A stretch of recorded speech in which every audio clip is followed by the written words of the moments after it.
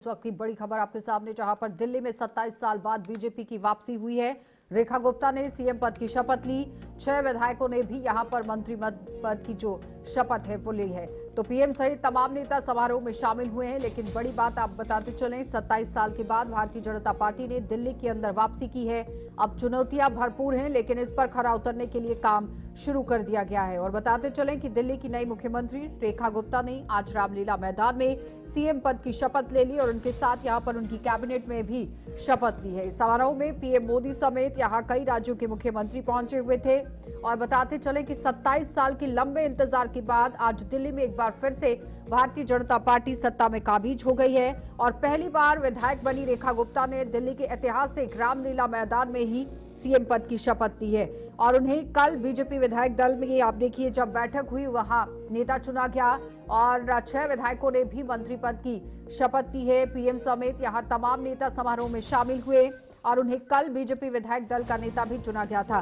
तो शपथ ग्रहण समारोह में पीएम नरेंद्र मोदी के अलावा सभी प्रमुख केंद्रीय मंत्री, पार्टी के सभी सीनियर नेता, पदाधिकारी शामिल हुए। और साथ ही साथ बताते चले कि उत्तर प्रदेश के मुख्यमंत्री ब्रजेश पाठक की कह रहे हैं कि दिल्ली विकसित दिल्ली बनेगी और दिल्ली के लोगों का सपना यहां पर साकार होगा। भाजपा और पीएम मोदी के नेतृत्व में ये सपना साकार होगा।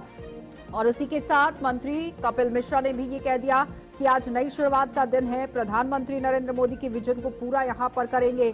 और साथ ही साथ राजद नेता मनोज कुमार झा भी वहां पहुंचे और उन्होंने भी अपनी बात को किस तरह से रखा। देखिए, रेखा गुप्ता को बहुत बहुत शुभकामनाएं। उन्होंने अपना बयान जारी किया। प्रधानमंत्री नरेंद्र मोदी और उनके मंत्रिमंडल द्वारा किए गए सभी वादे जमीनी सतह पर पूरे किए जाएंगे।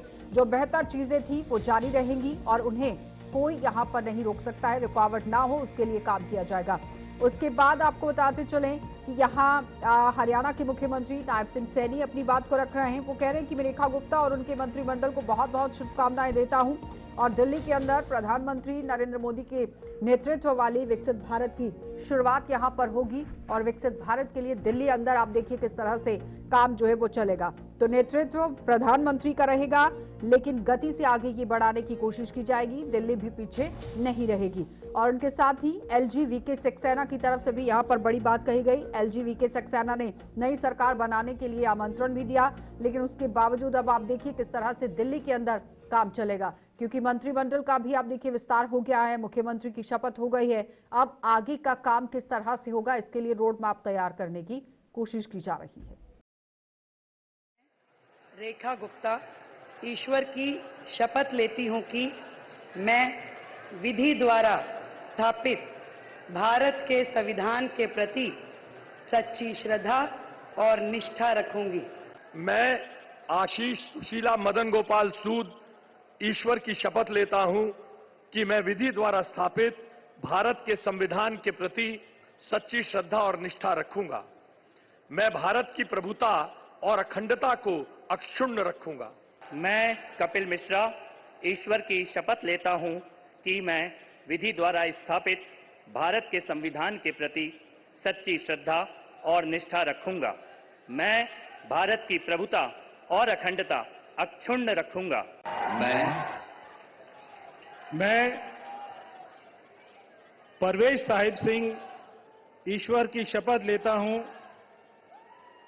कि मैं विधि द्वारा स्थापित भारत के संविधान के प्रति सच्ची श्रद्धा और निष्ठा रखूंगा। मैं भारत की प्रभुता और अखंडता को अक्षुण्ण रखूंगा। मैं मनजिंदर सिंह सिरसा परमात्मा ਦੀ ਸਹੁੰ ਚੁੱਕਦਾ ਹਾਂ ਕਿ ਕਾਨੂੰਨ ਵੱਲੋਂ ਸਥਾਪਿਤ ਭਾਰਤ ਦੇ ਸੰਵਿਧਾਨ ਲਈ ਸੱਚੀ ਸ਼ਰਧਾ ਅਤੇ ਵਫਾਦਾਰੀ ਰੱਖਾਂਗਾ। ਮੈਂ ਭਾਰਤ ਦੀ ਪ੍ਰਭੁਤਾ ਅਤੇ ਅਖੰਡਤਾ ਬਰਕਰਾਰ ਰੱਖਾਂਗਾ। मैं रविंदर इंद्राज सिंह ईश्वर की शपथ लेता हूं कि मैं विधि द्वारा स्थापित भारत के संविधान के प्रति सच्ची श्रद्धा और निष्ठा रखूंगा। मैं भारत की प्रभुता और अखंडता अक्षुण्ण रखूंगा।